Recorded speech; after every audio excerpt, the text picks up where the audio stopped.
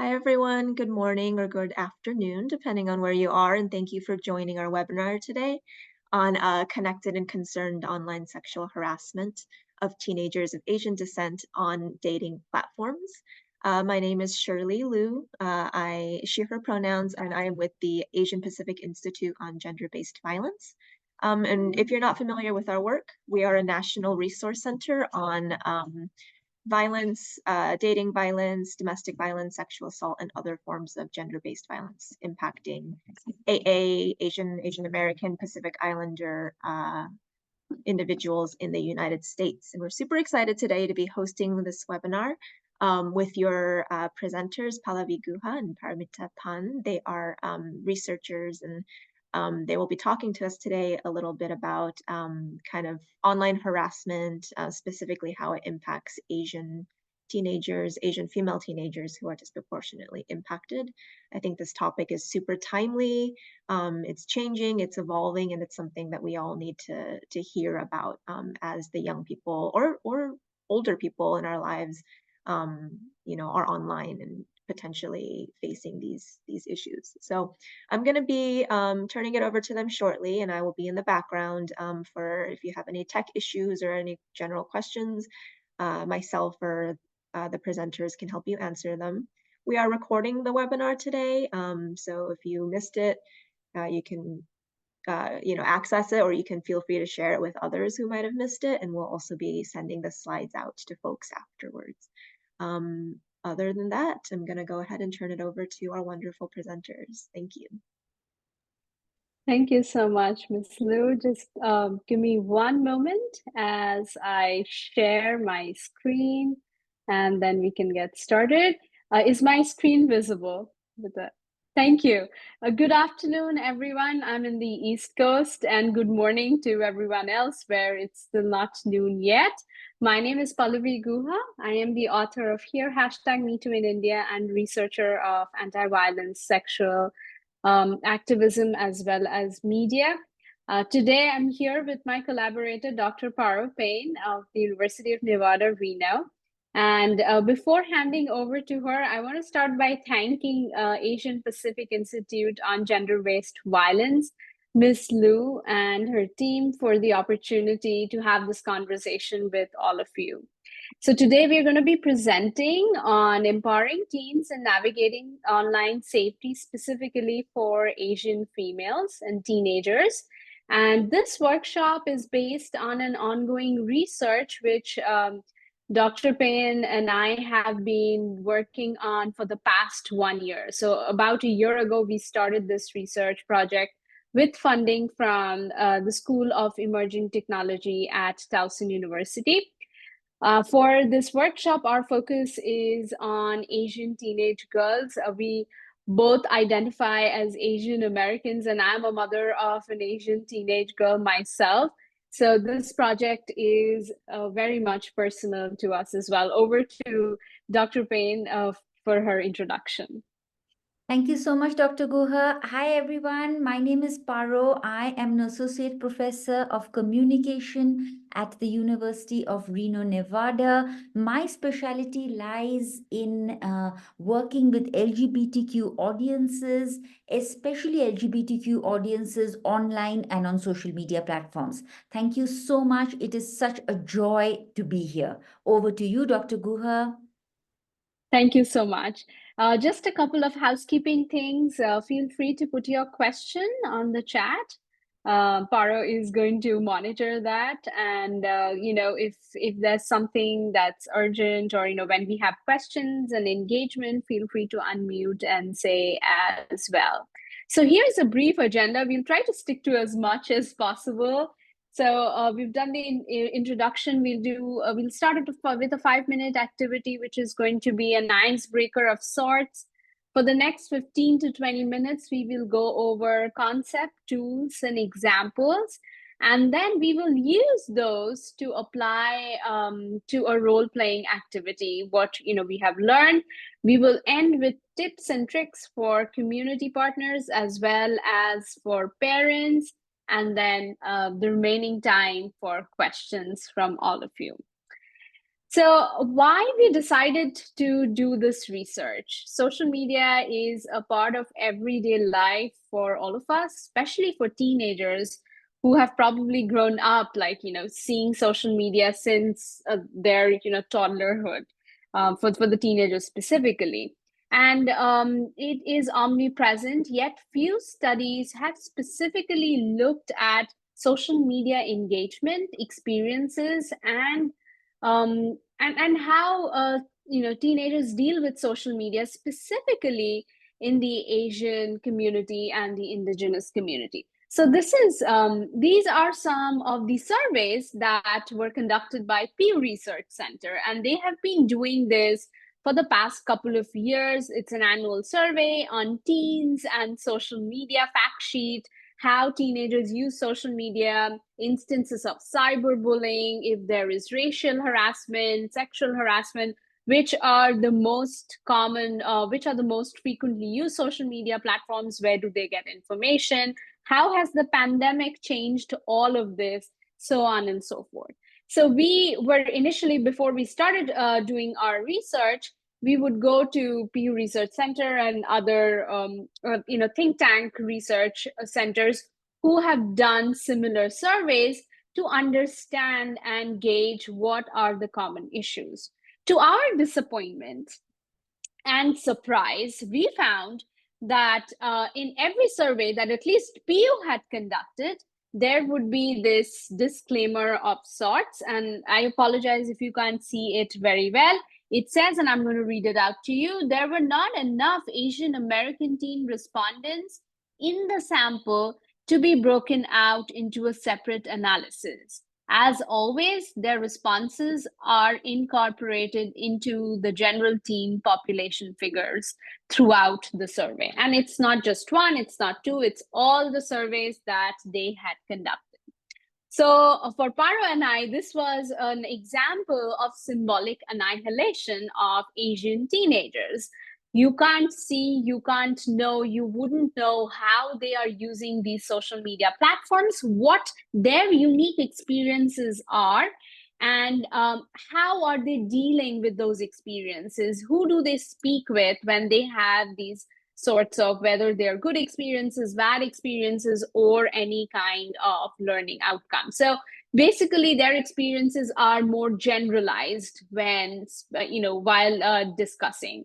So we wanted to understand these left out voices and kind of focus on the diverse identities in digital media research. So now it's your turn. We'll do a little bit of an ice-breaking session, and feel free to share your responses in the chat, and Paro is going to read it out. So we'll start with, have any students, children, young stakeholders come to you for cyber safety help? Anyone? You could even raise your hand. We'd be happy to facilitate your response.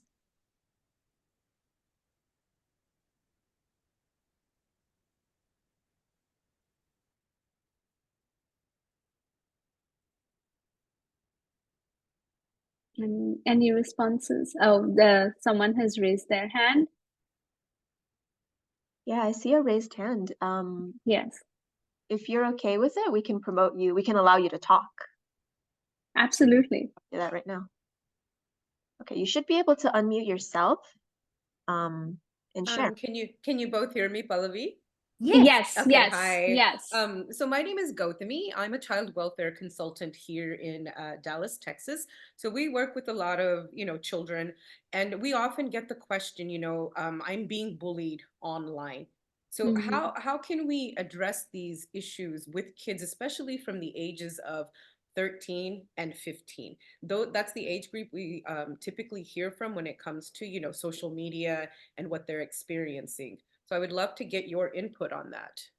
Excellent. And thank you so much, Gautami, for being here today and your question. And that is what we are going to be discussing. Like, why is it important to have these conversations, and what community stakeholders, professionals like you, and parents can do to stop like cyberbullying, especially in terms of sexual harassment. So, we will get to that in a little bit in the presentation. Okay, so do we have some responses, Paro? Yes, we do. We have plenty of responses and very Excellent. interesting ones. So Mr. Sampath says that people haven't come to him directly, but I have seen a lot of posts on women's only online forums of young girls asking for safety advice. Very important point that you've made today, Mr. Sampath, with young girls asking for advice. Bhavna Bhandari says that few of her friends have reached out to her for cyber safety help. Anna Lee says most of the queries she gets are about online bullying, very similar to what Gautami had to say. Sarah says no. Sachini Rajapaksha says no, they haven't. Amrita Pine says that as a clinical psychologist and educator based out of Delhi, India, we have had young women discuss safety issues such as online stalking and coercion. Very important points raised here again. Jeremy Snyder says that I work in a community college system that has a large contingent of international high school completion students from 16 years and up. So again, it's that age group, the 15 to 16-year-olds asking for help, having questions. And Mr. Sampath says that the forums he has seen where young girls are asking for help are typically anonymous. Thank you so much for all your feedback and sharing responses. This is also typically what we saw in our research, that young girls, especially young teenagers, they seeking out help from community stakeholders and others on how to keep themselves safe and what to do when they have been harassed already. So what are some of the things that they should be doing? We have two more questions. The second one is you can combine them, like how have you supported them and anything you wish you had known that would have helped you to support better. I ran a workshop only with teachers of middle school and high school. And one thing they kept saying was that there was limited training for them to handle this. Because social media stalking, social media harassment was becoming increasingly common in middle schools and high schools as well. So how, kind of having more workshops, more training. So how have you supported them? That's our first question. And what else you had wished that you were empowered with or you had known when you were supporting them?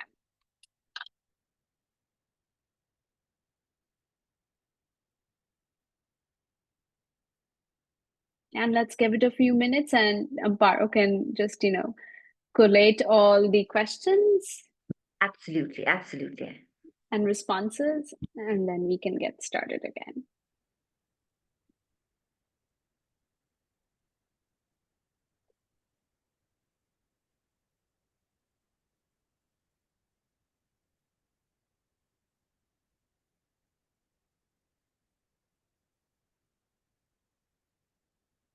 So Gautami has a response as a consultant. How can we have these conversations with parents to help them understand? Because it begins at home. Very important, Gautami. And parents are, when we move ahead today in the presentation, you would see the role that parents play in just kind of, having conversations about safety and cyber safety. Often the conversations are about how do you keep yourself physically safe, but also sanitization, online sanitization, and digital footprints. Those are important conversations that as parents, as families together, we should be having. Yeah. Any other responses or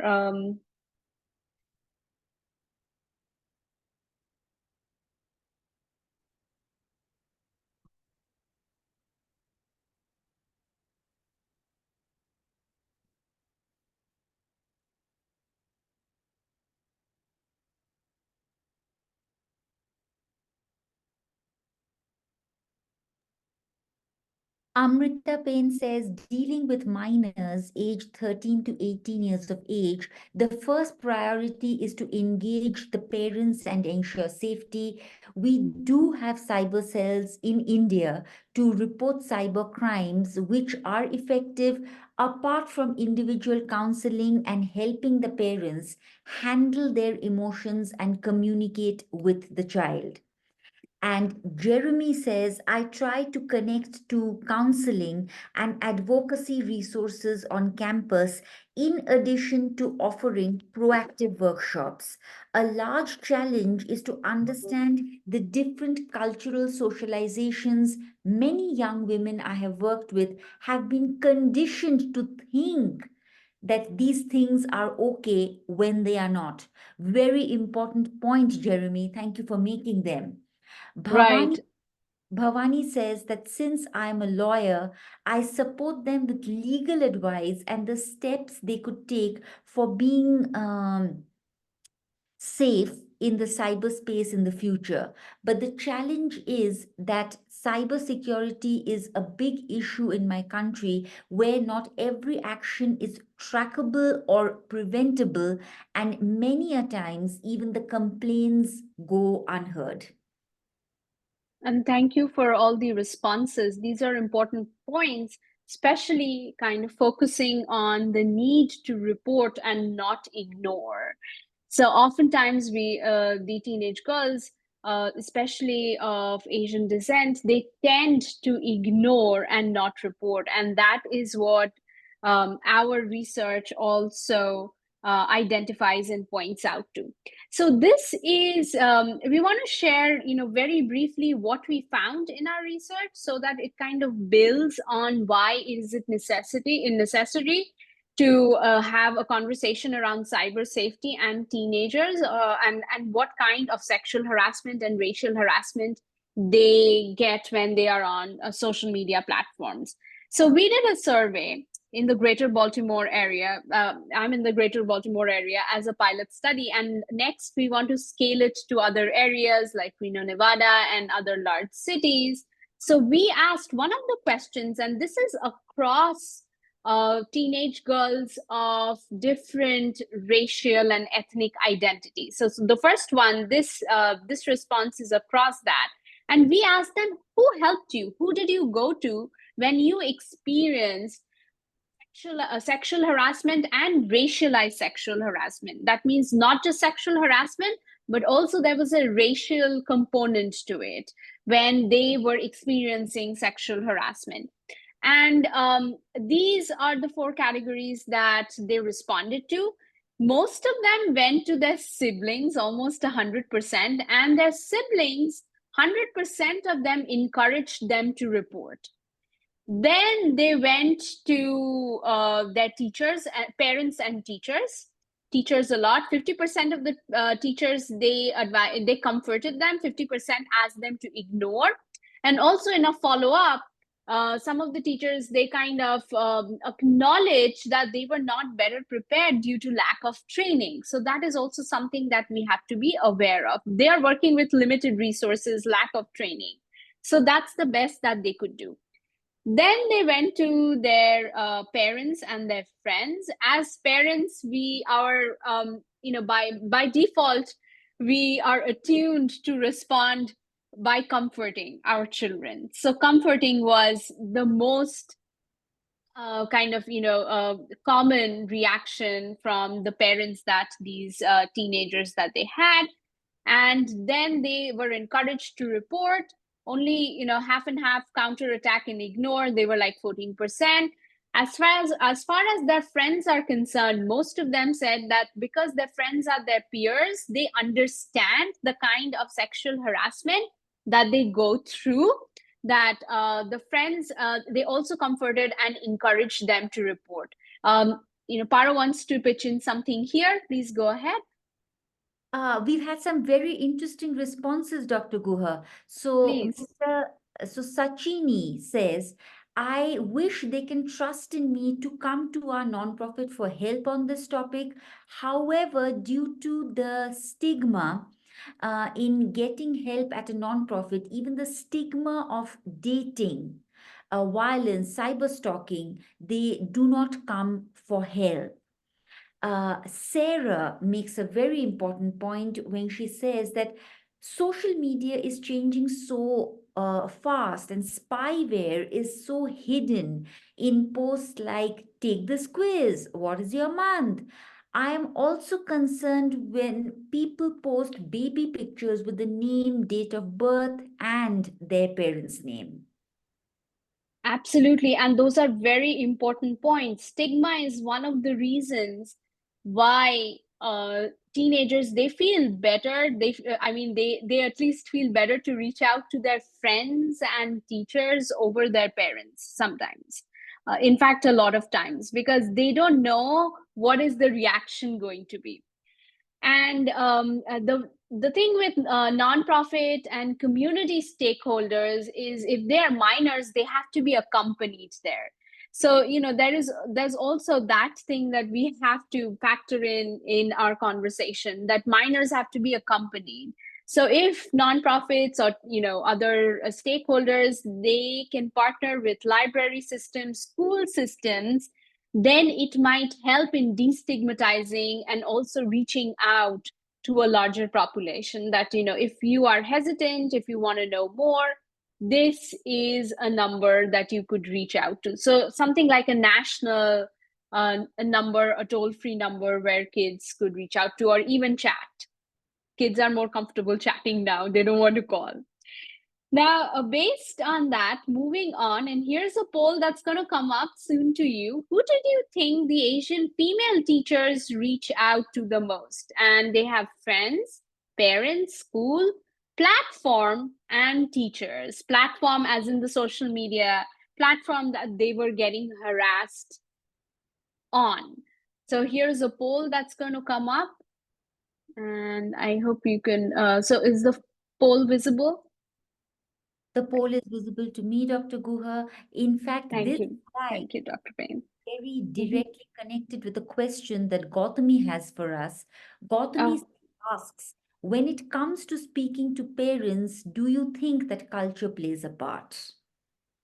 Culture plays a big part, yes. And we are still waiting for the responses. And Gautami, I'm glad you asked that question, because it very nicely segues to our, the following slides and the discussion. Okay. We are just waiting for a few more people, and then we can end the poll in about 30 seconds. We have 33 responses, about 68% responses from all participants.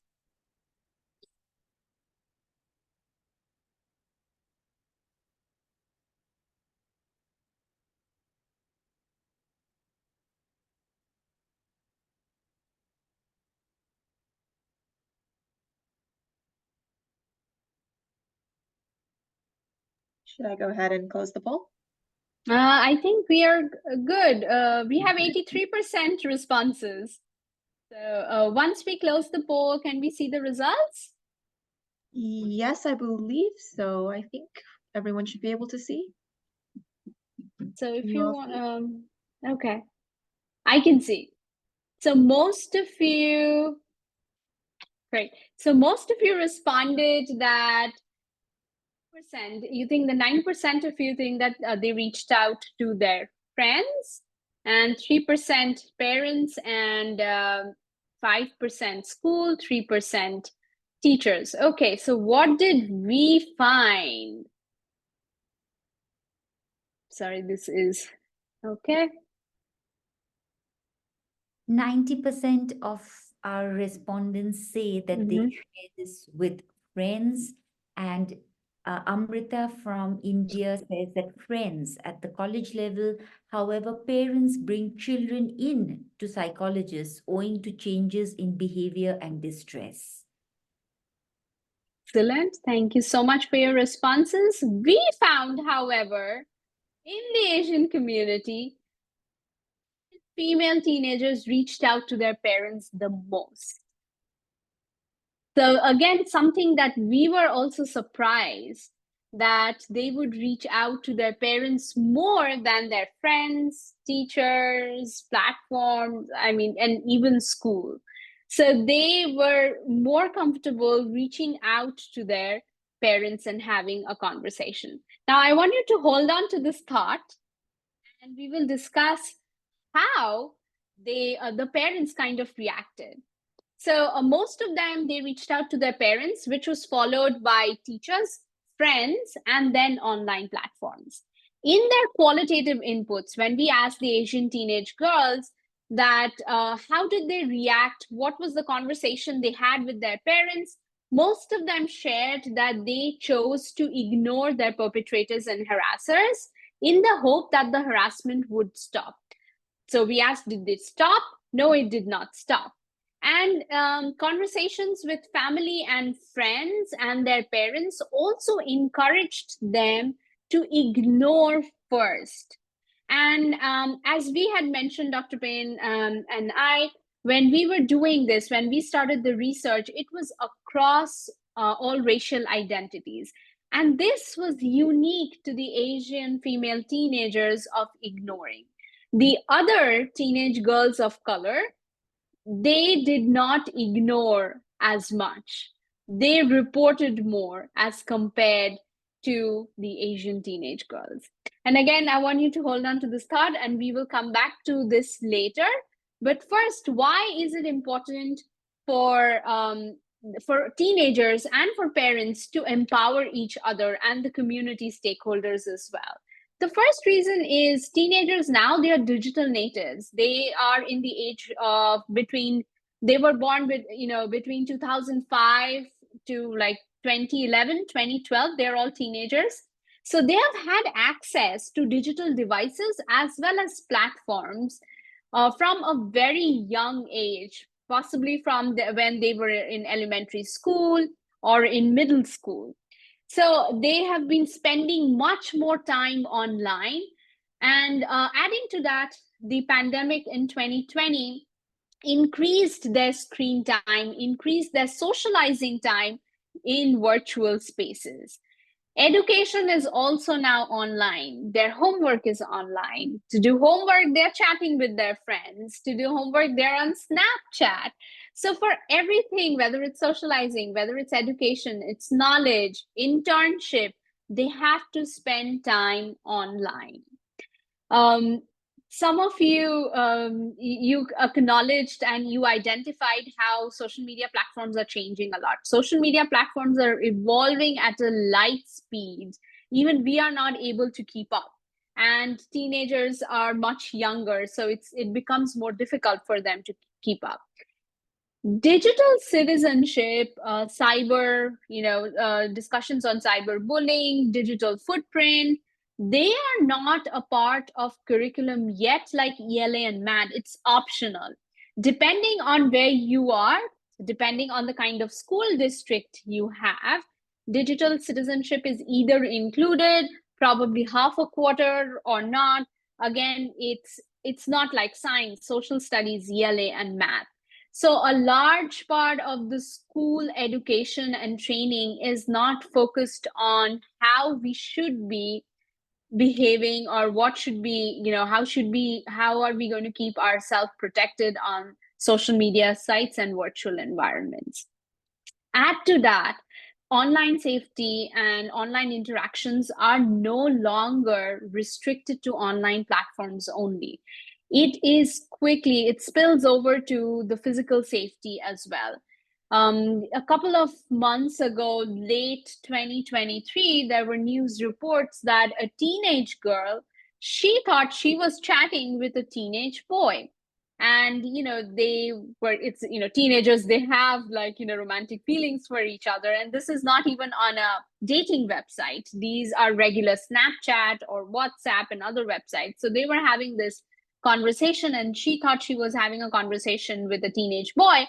It turned out that she was having a conversation with a 29-year-old man in a different state, who was not in the middle school that he claimed.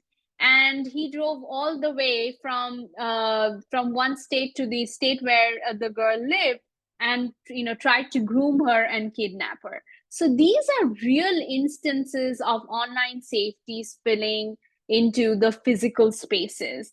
Adding to that, the fact that now you can turn on disappearing messages, whether it's on WhatsApp or Snapchat or other tech platform. Once you've been harassed, you've been sexually harassed, and you've been bullied, even that message, it disappears. So unless you have taken a screenshot, you have no evidence to kind of follow through. So these are some of the examples of why is it important and why should you have these conversations with them. Digital exposure, of course, requires awareness and education, and early education can prevent cyberbullying and harassment, whether it's sexual harassment or it is racialized sexual harassment. For teenagers, the online risks are only increasing now that we have AI into consideration. And we will be discussing about AI in a little bit, but there are risks of data breaches and identity theft even in younger people. It's not that only that in adults we have security breaches and there are breaches of credit and so on, but in teenagers, sometimes their handles are duplicated, their pictures are duplicated, and new accounts are created on social media platforms. And research has shown, and we have seen the news how these handles are created to solicit other women and younger men, using the identity of teenagers who may not be aware at all. So these risks, having these conversations around the risks and identity theft, that you are never too young to have your identity taken, is important. And exposure to inappropriate content and contact. TikTok and YouTube Shorts, they are tagged differently. Say, a teenager is watching something fun, a dance video, and suddenly they are exposed to inappropriate content. So how do they engage? What do they do immediately? And then if they comment on something, or then they are harassed from there, then it just adds on and piles on from there. I'm just going to hand over to Dr. Payne. She has possibly something to share from the chat. Thank you, Dr. Guha. Gautami has an incident to share. She says, sadly, a few years ago, we had a teenage client we were working with who took her life because she was continuously being harassed by a group of girls who would use different aliases. This is more common than we think it is. So thank you so much for raising that point, Gautami. Fanny Chan Jarvis has a question. Apologies if you've already stated this. Is the data more representative of a subset of teens, say high school students, and not middle schoolers and college freshmen? And does the data parse out the students' home states or their generational status, for example, immigrant or fifth or third generation and beyond? Thank you so much, Gautami. That's a very important point, and how aliases and duplicate handles can be used for cyberbullying, because the maturity and sophistication of social media platforms are, they're not always making things accessible. And I will get to the second question about the data in a bit. I just have one example to share. Since Gautami brought this up, for instance, in gaming platforms, there could be sexual harassment and cyberbullying happening. And one example is from Metaverse. So about 2 years, one or 2 years ago, a beta tester, a female beta tester, she was testing out the gaming platform on Metaverse, and she reported suddenly that a stranger had groped her. There were ways for her to have it reported, but she was so shocked and she didn't know that this thing could happen on a virtual platform. she could not react. What happened after? Meta said, we are investigating, it's an internal thing, but it wasn't made public.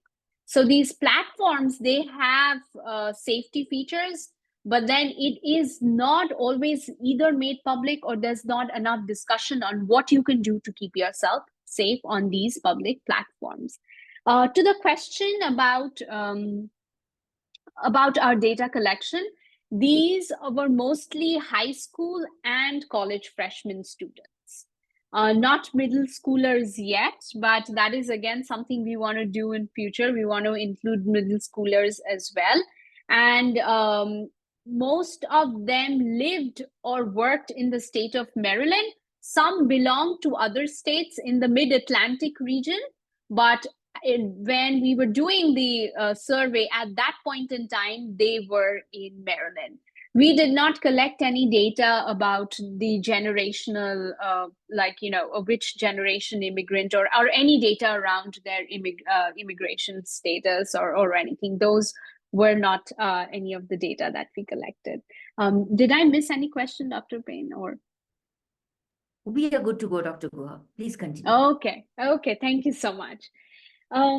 So kind of, building on that, the exposure of inappropriate content, inappropriate environment, sexual harassment, the dialogue and the representation of the information as well, a lot of times are misogynist, and they are trivialized, as in mainstream media as well. And that's one of the reasons why we don't see enough conversation happening around these safety features.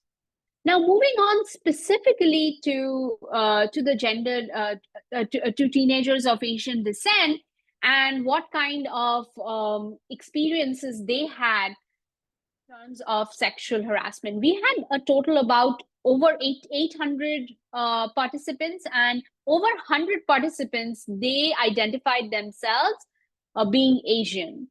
75% of them reported experiencing online harassment.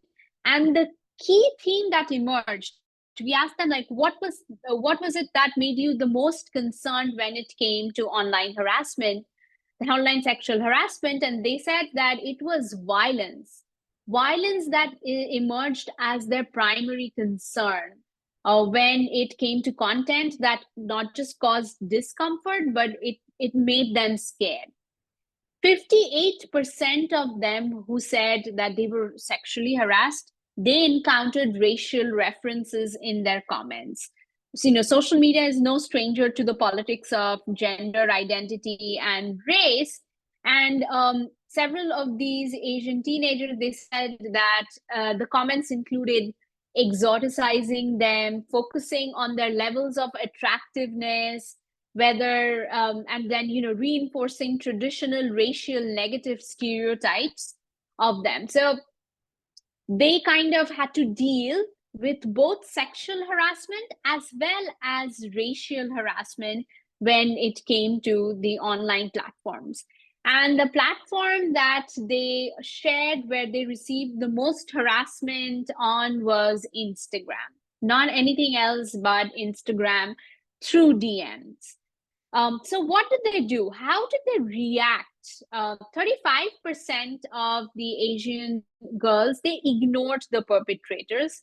30% of them politely asked them to stop, and 25% of them engaged in conversation with them. So about 65% of them did not, they asked them to stop, or they kind of ignored in the hope that they would stop, but nothing happened. And only 10% of them blocked or reported them, which is the least when we compared with the teenage girls of other racial identity.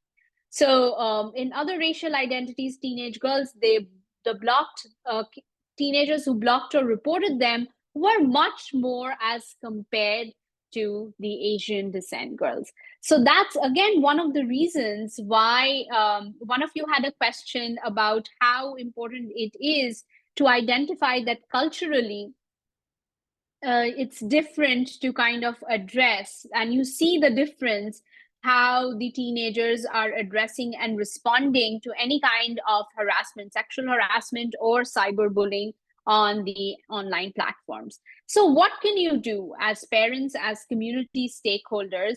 These are a few things that you could do, starting with very basics, the ABCDs of online safety. The first one is understanding online risks. What are the risks that teenagers have? A lot of teenagers, they forward each other, text messages. They forward each other their pictures taken at various places, in whether it's in their bedroom, or sometimes even they've gone shopping and they just want to share with their friends what they have bought, and they're going to send a picture of them trying out in trial rooms. So understanding the risk, what you are sending is not just your own picture, which could be used for something else, but also your environment. The person knows how your room looks, how your home looks, where you are at currently.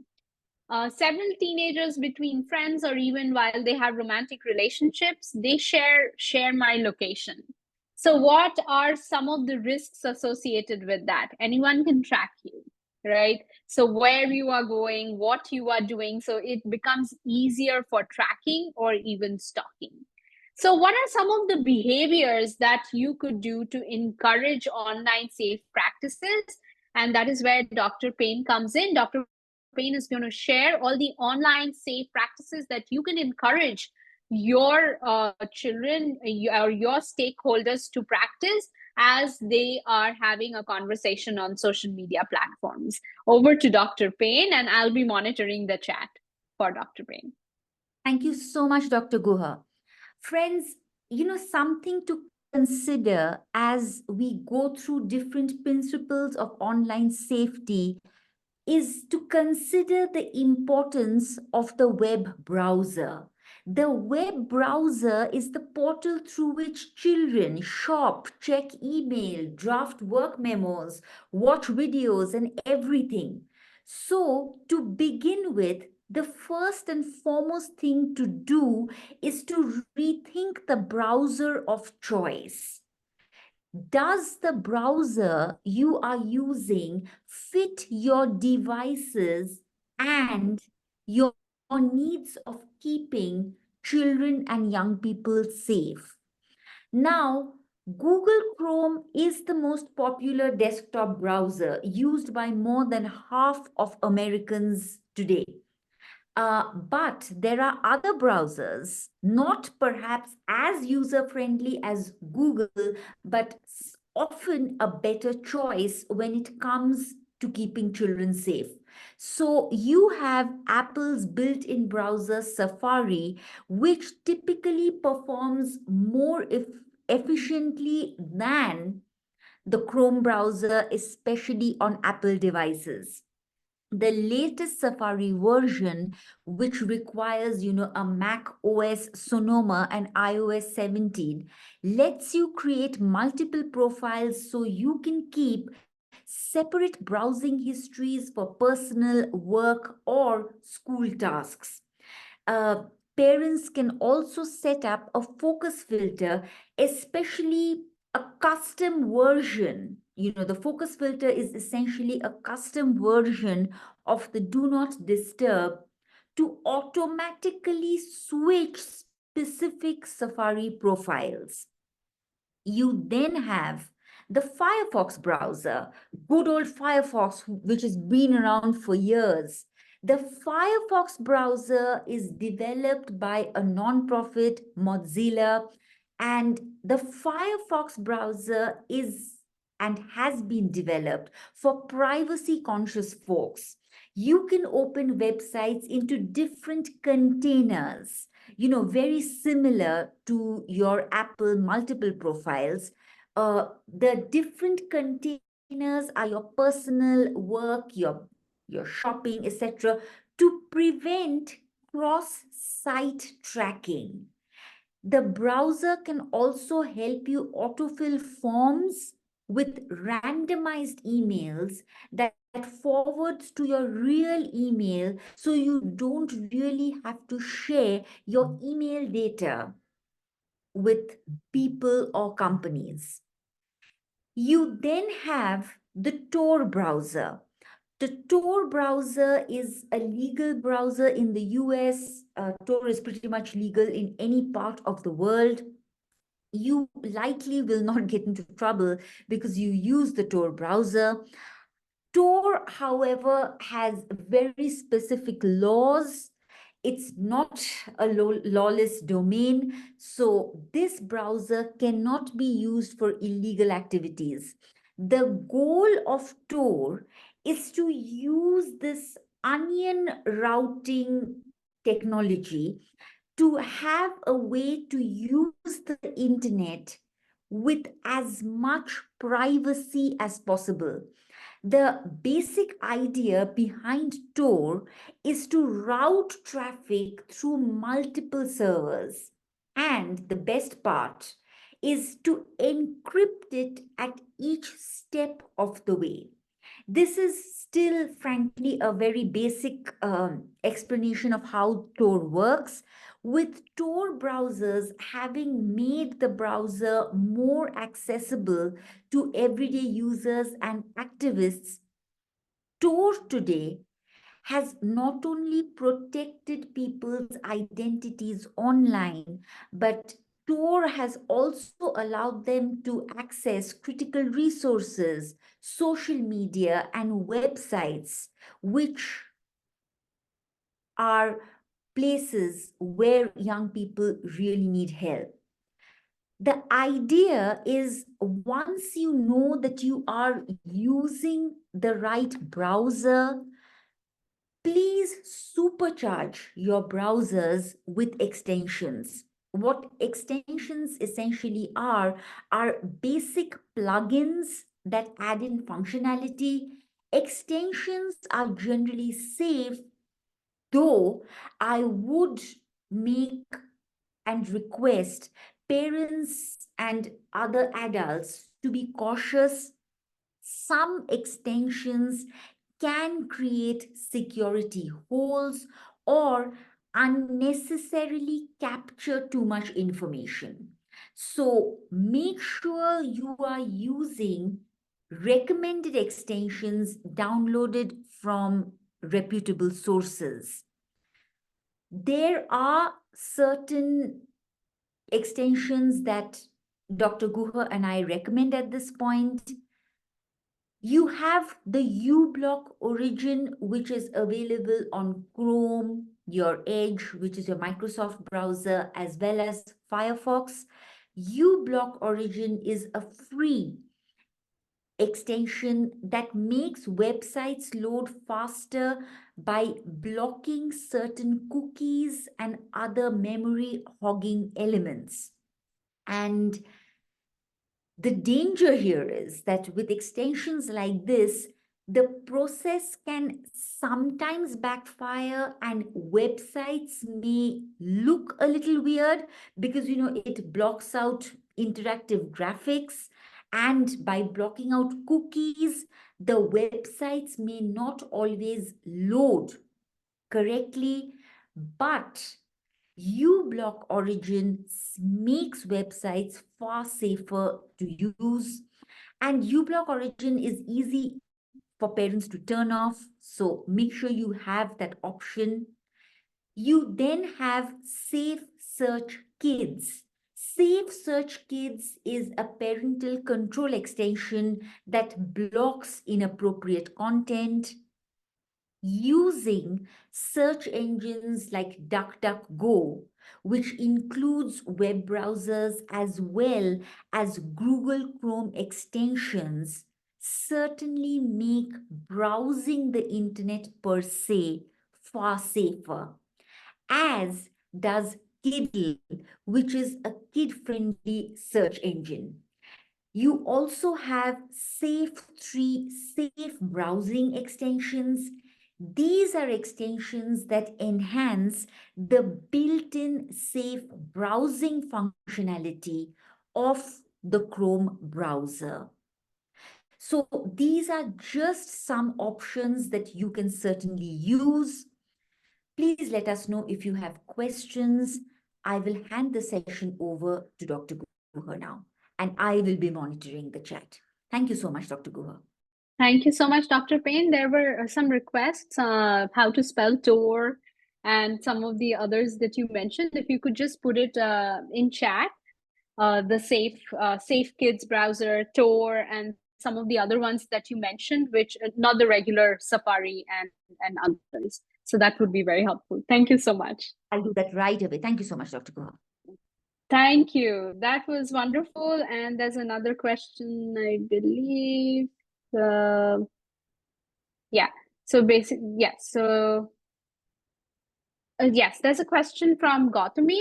How does interplay of, oh, thank you, Dr. Payne. How does the interplay of social media use and cybersecurity awareness affect the mental health and online behavior of Asian teens differently from their peers? Dr. Payne, if you want to take that, and then we can move ahead. Yes.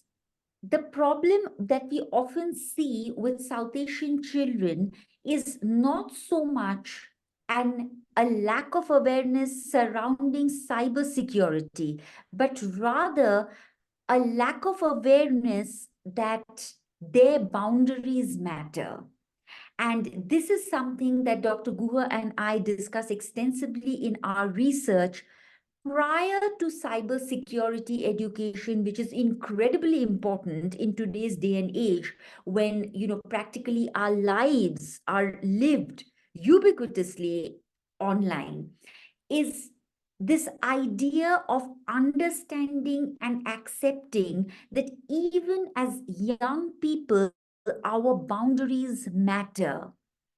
Attitudes to information and boundaries is seminal to keeping children and young people safe, not just online, but offline as well. So we deeply encourage parents to create an atmosphere where not only does the child understand that their boundaries, not only does the child understand that their no or their inability and ability to say a no and put restrictions in place matter is extremely important. So online safety begins by understanding and acknowledging boundaries. Thank you so much, Dr. Payne. Sorry, go ahead. Over to you, Dr. Guha. Okay. Thank you so much. And that is such an important segue to our next conversation around control. Understanding boundaries is important, but having a discussion and showing, being role models is also important. Quick question, how many of you regularly do an audit of yourself on social media platforms and use your privacy settings? Like you check on your privacy settings and security. If you could just show by the raise of hands, and Dr. Payne is probably going to count it, maybe once in 2 weeks or once a month. How many of you would do it? We have 3 attendees who raised their hands. Okay, excellent. So showing what you do so that your children also do the same. And if you are a teacher, if you are a community leader, then having this conversation. I teach classes on social media and news reporting as well. One of the things that I regularly do with my students in my class is asking them this question, and we do it as a class. We check our privacy settings. Like when was the last time you have done it? Why don't you take your phone and check your privacy settings? What would you say no to and what would you say yes? Because as we have been discussing how social media platforms are evolving at a light speed, privacy settings and security settings also keep changing. There are new ones and the older ones become kind of obsolete. And then, there are new safety features that are given, but unless you do an audit, unless you go over, then you wouldn't know what they are.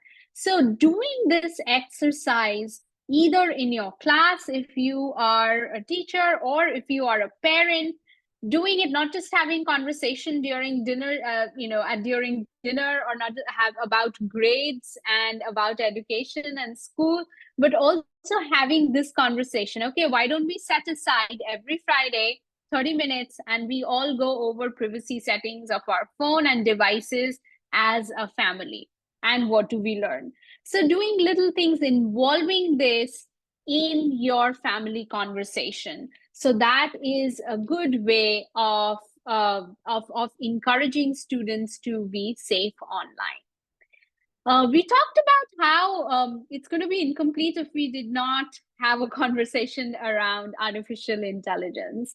It's kind of mythical that artificial intelligence chatbot, to be specific, ChatGPT, they are used for homeworks. More than homeworks, recent research and as well as news articles, it points out that students, especially teenagers, they have been using ChatGPT for a lot more to create their workout plans, to get relationship advice, to make a joke, to write, like, Valentine's Day messages or poetries. So what is happening? AI or these systems, they are intruding into the lives of the teenagers. And you may be aware that Facebook Messenger, WhatsApp, as well as Snapchat, they all have AI chatbots now. So teenagers, if they are stuck somewhere, they are using these chatbots to have a conversation and get to know things which may or may not be accurate at that point of time because it has not been tested. So the chatbots also have at this point a lot of personal information, emails, cell phone numbers, date of birth, what exactly is happening in the life of your child or teenagers. So it can lead to data breaches. We don't know how that's been stored. It can lead to use by others to cyberbully or even harass teenagers. Another thing about chatbots here is children, teenagers especially, they can use platforms such as X, Instagram, and chatbots there are bot followers who specifically target young children, young teenagers. But teenagers may or may not be aware how to remove them from their follower list, or how to block them, how to report them. So those are conversations worth happening as well, because it's a thing. Both Dr. Payne and I, we keep a close ear to the ground when we are in different community get-togethers or something, and we often hear how important it is for teenagers to have a large following without realizing that they are chatbots and not human. So going over and identifying and having a conversation and telling them, do you know this person in real life, IRL? If not, then why are you friends? Why are you having this conversation? Do you know if this is a bot, or who is this? So going over, it's not intrusion, but rather it's a safety measure. And it's a conversation that you are having with someone who is still figuring out the social media platforms. And I would say, much like us, we are also learning every day just because of its evolution. So moving on, we talked about browsing, issues of browsing and safe browsing as well. I would just like to add one thing to Dr. Payne's discussion. That is the concept of phishing. Not to click on any link when you're playing games or platforms, or not to kind of click on anything that comes to your email, or even junk text. You get a lot of junk text, because that would lead to phishing. So what is phishing? That it may just download all your information and your data might be compromised. So having that conversation is important as well. Talking about digital literacy, we discussed earlier today at the beginning of our session that the teenagers are digital natives. They have had more access to digital platforms. They have been aware, they have been around for much more as compared to us. using digital platforms, but that does not make them digitally literate. Digital native does not always equate to digital literacy. Digital literacy comes from the safety awareness, comes from regular safety checks, like just like we do health checks. Safety checks of social media platforms is also important to know how your digital footprint is being created. So, talking about the importance of verification of online information, whether the person who you are chatting or about any news or information, and understanding and managing digital footprints, what we are doing, that it creates a kind of image even for teenagers. It's important to understand that what happens in Vegas now gets to Venice. For instance, there are cases of cyberbullying, sexual harassment, and doxing that has happened in one middle school or high school. And immediately it becomes viral because students are sharing through Snapchat and goes to other high schools and other middle schools. So it's no longer a whisper campaign, but rather it's an unfortunate, like it becomes viral, and that leads to more cyberbullying and harassment as well. So we are going to take a brief pause here and do a couple of role plays, and then focus on the support systems that parents and community stakeholders can create. So if you want, you can scan this QR code. It has 2 role playing scenarios, and then let's give it 5 minutes or so, 5 to 10 minutes, and then we can discuss, all of us in a large group. What did you think? Was it easy to apply these online safety concepts? And then, when you have a discussion with your teenager, you could use these scenarios as well. So we're going to take a brief pause. And this, you don't have to sign in. You can just scan the code. Do we have any questions, Dr. Payne? Ariana has an important point to make. She says that Zoom has an AI note-taking feature that can be used without the participants' consent, I believe. Yes, Ariana, you're right. That's a new integration that Zoom has, that you can, there's an AI note taker and you have to sign off on that. There's no consent required, but it's more like when it's activated, it can just start. So that's a great example of how information could be used in a Zoom room or a Zoom, other platforms as well, not just chatting and chatbots.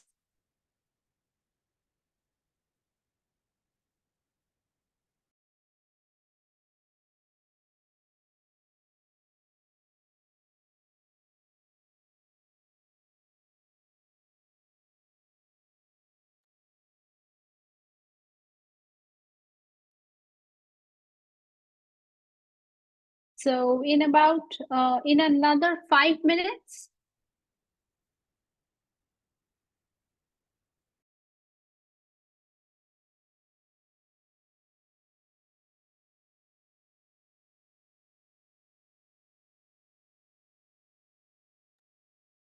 Is the document accessible to all? You could just give an emoji, a thumbs up, or anything. Yeah.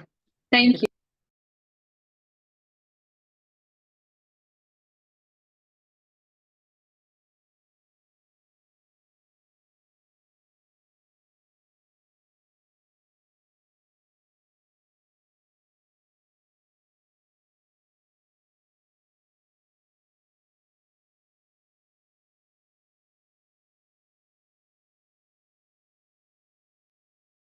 Sarah says, oh, let me respond.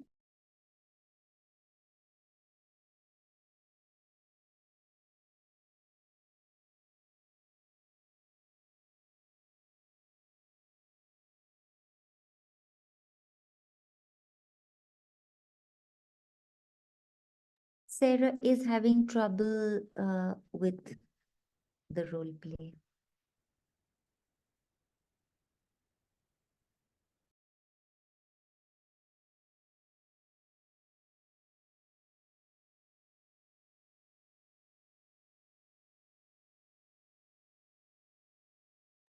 I just respond.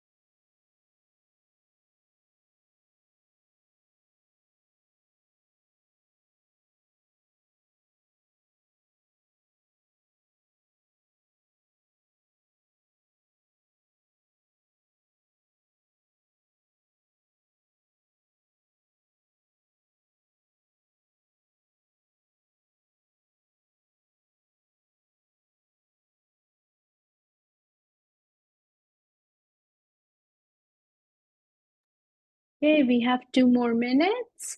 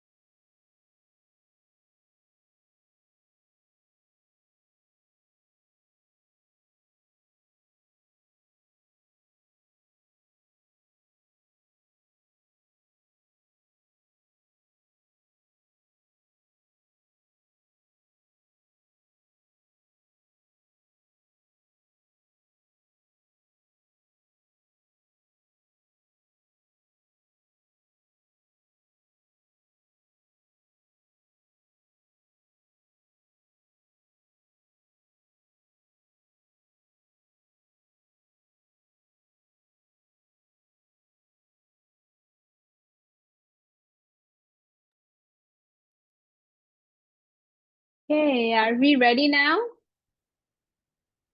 So feel free to unmute yourself or, share with us.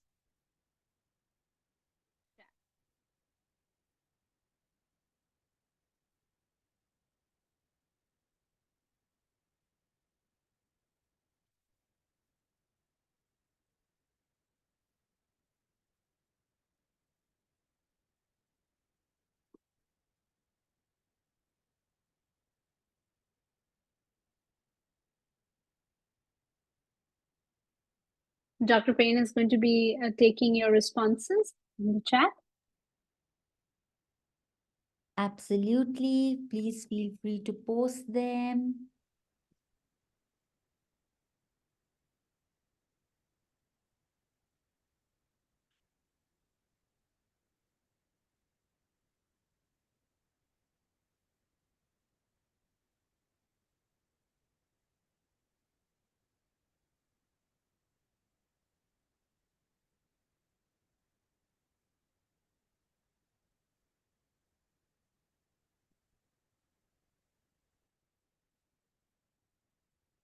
Should we go ahead in the interest of time?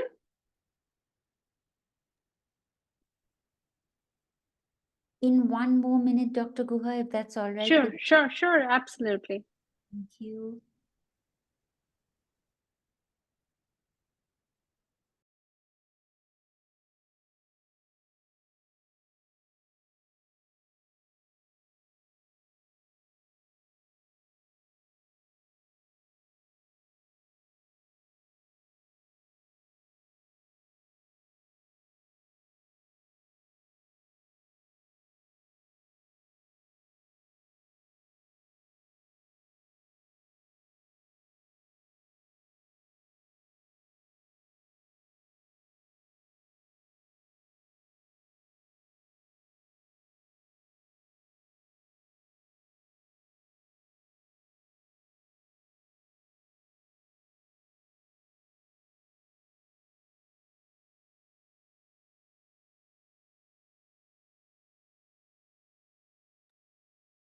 All right, I think we should be ready with our responses now.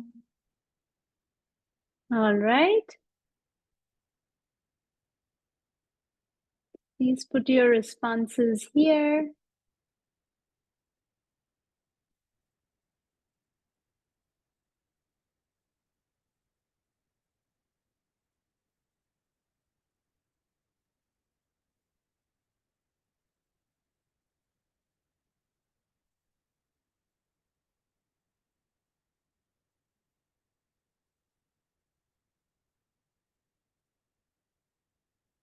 You could also use these role-playing scenarios to have a conversation with your teenagers or even in your classrooms and any kind of community center training you are doing. These role-play scenarios, they encourage problem solving and discussion as well as any kind of digital dilemma that teenagers may have.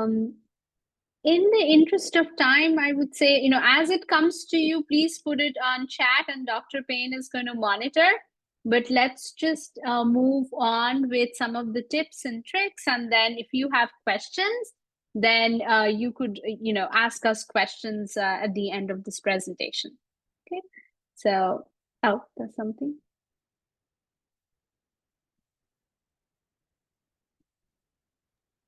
Jeremy has some important points to make.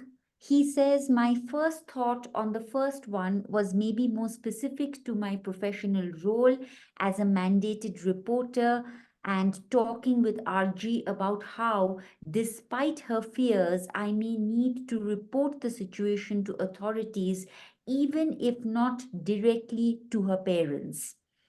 This is excellent, and I really appreciate the point you're making when you say that I think mitigating that nervousness and fear is an important first step, since she may be so caught up in that and not in a place to receive more specific tactics and strategies to implement in her digital usage. Jeremy, thank you so much for this. Yes, thank you so much, Jeremy, for your thoughtful insights, and especially you mentioned that you are a mandated reporter. So that is very important that you are going to be reporting because you value your role as a mandated reporter and you know that you are required to do this. So even before getting her parents involved, seeking out the authorities and reporting to them is important. Thank you, Jeremy. Do we have any other responses?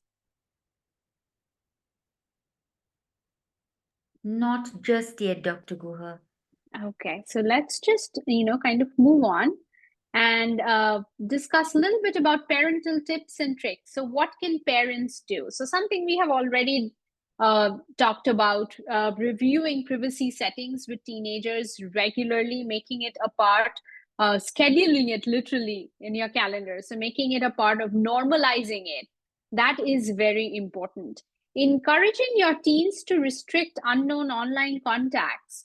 If you don't know someone, no matter what the person says through Snapchat, you can geotag and you know that there are second degree or third degree or fourth degree known contacts. You should not be having a conversation. We don't invite people to our homes who we don't know. So treat the cyberspace space similarly, right? This is, and then having a conversation around this is not LinkedIn where you are connecting or you are networking because of professional reasons for internship, but this is for socializing, and you wouldn't do that in a physical space. Encouraging your child to report. That is very important. As parents, if you encourage your child not to report, but to ignore, that is what they learn going forward. They will be hesitant to report. So they should normalize reporting, all the more because reporting on social media platforms is anonymous. There are safeguards, right? So if one person reporting and blocking is important, maybe the same person is doing similar sexual harassments and other kind of racial harassment to other teenagers. If there are multiple reports done, then their account will be suspended. First, they're going to be first they would probably be asked, reported on, and then they would be asked to restrain, and then it would be suspended for a longer time. So having that conversation and instilling confidence to report, because this is not something that they should be taking lightly, or they should even, it's not that they should be kind of be fearful of reporting. So reporting is integrated on social media platforms, and they should as well be using it. Dr. Payne has a question from the chat. Dr. Guha, I actually wanted to emphasize again Sure. this idea that we have to encourage children and young people to report. Because remember, in the first instance, and this was a finding that our own research has shown, is that only 10% of Asian children are willing to report, willing to block. So encouraging them that their ideas that somebody might be harmful to them online is important. And if they are hesitant to come to you as the adult or the parent, then reporting, blocking are all also pretty useful ways of dealing with predators. Just a point to make. Thank you, Dr. Guha. Thank you so much. Thank you, Dr. Payne, because that is well connected with how advocating for self and others in unsafe situations is important. You are advocating for yourself. That is very important. And when it comes to others, you are doing the same as well.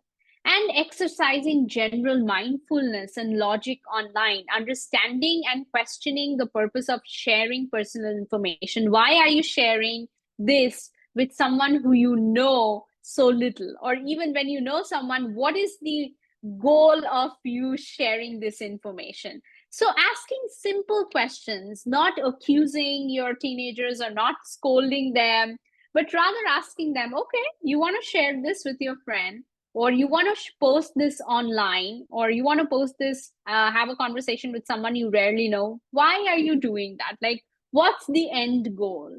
So that will also force the teenagers to kind of think about it. How can the community support? Children are raised, but the whole village needs to come together to raise the children. Very similarly, the whole community needs to come together to have a discussion around safety of social media platforms. So encouraging them to seek help from trusted adults, like Dr. Payne just said, not just your parents, but adults you trust. Could be a school counselor, could be one of your teachers, could be a community workshop training in your library, right? So encourage seeking help. There is no shame in asking for help. Discussing the reporting of harassment, we have been going over this. As much as parents need to encourage children to report harassment, teachers, community stakeholders, they need to discuss reporting harassment as well. So that needs to be normalized. Fostering a community of support and vigilance. See something, say something. If you have heard from someone else that a teenager is getting harassed on social media platforms, or someone comes and tells you, like your child comes and tells you about other teenagers, then foster a community of support. Reach out to the concerned authorities, reach out to the community stakeholders, so that steps could be taken before it's too late. And finally, empowering digital citizenship. That is very important. It's a continuous process how we can be safe online. Just because the virtual environments are changing so fast, our learning has to be continuous. Our checks have to be continuous. We cannot just say that, okay, now we have learned this, we have done our safety and security checks, privacy setting checks, and it ends there. No, it has to be regular. It has to be continuous. Encourage proactive and open dialogue. have conversations, just like you have conversations at how was your day, start conversation, how was your day on social media platforms, or what did you do socially on social media platforms?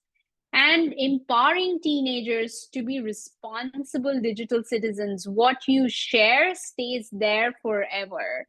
So be mindful about how you are sharing, what you're sharing, and who you're having a conversation with. Dr. Payne has something to just, add on to this. Over to Dr. Payne. Thank you, Dr. Guha. Bhavna Bhandari from Nepal has a very important question which is directly relevant to what we are discussing at this point. She asks, countries in Asia like Nepal, my home country, does not have sufficient laws to regulate cyber offenses, and investigation is very weak for the complaints made. So people are discouraged from reporting the incidents. What would you suggest in such a situation? Bhavna, this is something that we just discussed and which I think may be helpful to your situation, is to use the reporting and blocking that social media platforms already have inbuilt as safety features. Now, it's not as if reporting an account or reporting a profile will immediately get you help, but blocking the account will get you a response. That is, you may be saved from the perpetrator immediately. The problem with both of these issues is reporting takes a long time to resolve. Blocking may encourage these people to create other aliases to come at the specific account again. But for the time being, when there is a lack of legal sanctions, when there is a lack of other options, these two options of reporting and blocking are the first step actions to take. Thank you, Dr. Payne. That's very important, and you have succinctly addressed Bhavna's question. And at the same time, I would just like to add one thing. When you report, it also keeps a track of the IP and the person who is harassing. So that is also important. When there is a lack of legal support, the platforms have at least some way of reporting and blocking the person, and it kind of goes on not just for like regular social media sites, but also on WhatsApp. You can report a person, you can block a person using the features that they have. So empowerment is based on continuous learning and open dialogue and proactive dialogue, encouraging your teenagers to come and have a conversation and not hesitating, and also identifying, especially for Asian teenage girls, that sexual harassment can have a racial component to it, and that their experiences are sometimes unique based on their social identity.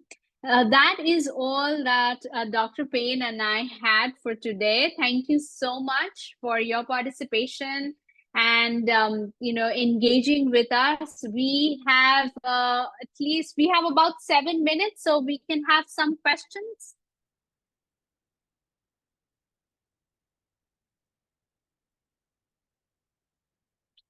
So feel free to unmute, or you can put it in chat here.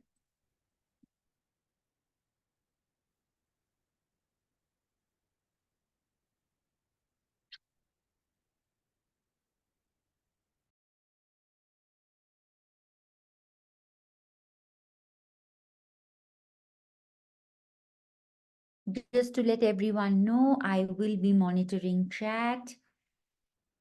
Trish says great information. Thank you, Trish. Thank you, Trish.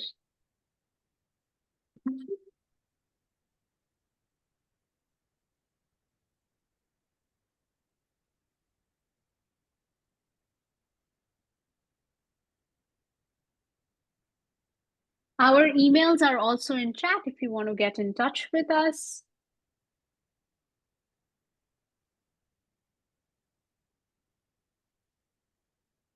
Thank you, Bhavna. Bhavna says, thank you for the insightful session.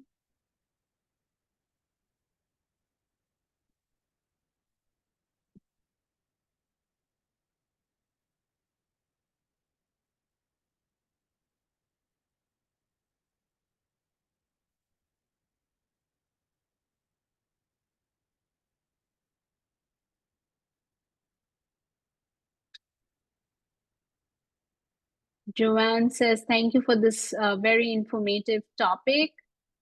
Our children are vulnerable and we need to address these concerns and provide safe spaces for them to learn and grow. Thank you so much, Joanne.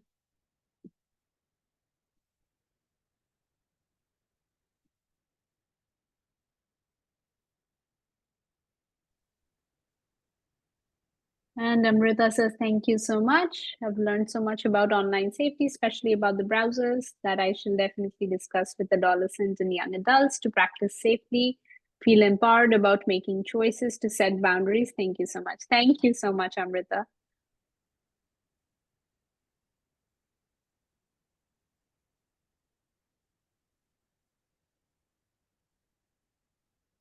Sarah has a question. Thank you for your training. How can I share this with my co-workers? Thank you, Sarah. I think that would be a question for Shirley. Yes, thank you, Sarah. So, yeah, definitely please feel free to share. This webinar has been recorded, and after it's processed and uploaded, I'll send the link out to everybody, and feel free to share that as widely as you'd like, as well as the slides. Thank you so much, Shirley.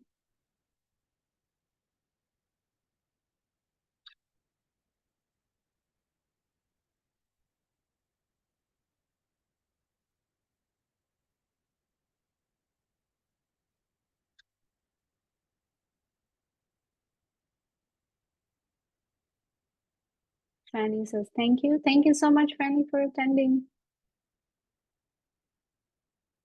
Thank you, Sarah.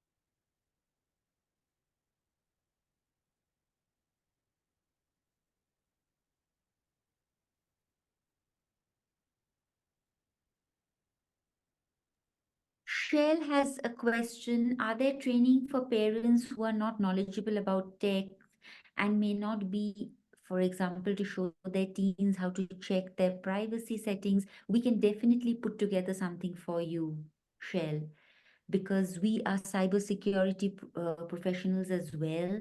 We research areas of cybersecurity and teenagers. So definitely we can put together something for you. Thank you, Shell. And thank you, Dr. Payne. I mean, that's what we do, right, Dr. Right. I mean, the practical applications of this research is to Right. make sure that parents and children stay safe.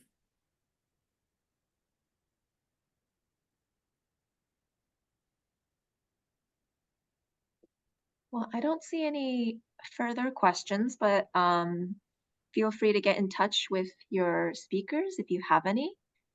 Or you can also get in touch with myself. I can't answer any technical questions, but if you have any questions about the webinar, where it will be shared, or if you'd like to request other trainings on this topic, like we could put together a discussion group or a resource or something like that, just feel free to let me know what would be useful to you all. And I again want to thank our amazing panelists for speaking on this topic. I feel like some of this is so scary because it's so new and unknown and constantly changing. I'm not a parent of a young person, but I do have young people in my life that I can help share some of this information with. So I really appreciate the kind of practical tools and strategies that you all shared. And thank you for being here. With that, I'm going to go ahead and close out the webinar today. Thank you again so much. And thank you to all the attendees for being here and learning and sharing Thank you also so your, much. yeah, Thank you. Thank you, Shirley, for organizing, having us, and all the attendees. Thank you. of Bye-bye. course. Feel free Thank to you keep guys. in touch with us. Take care. Thank Bye. you. Take care.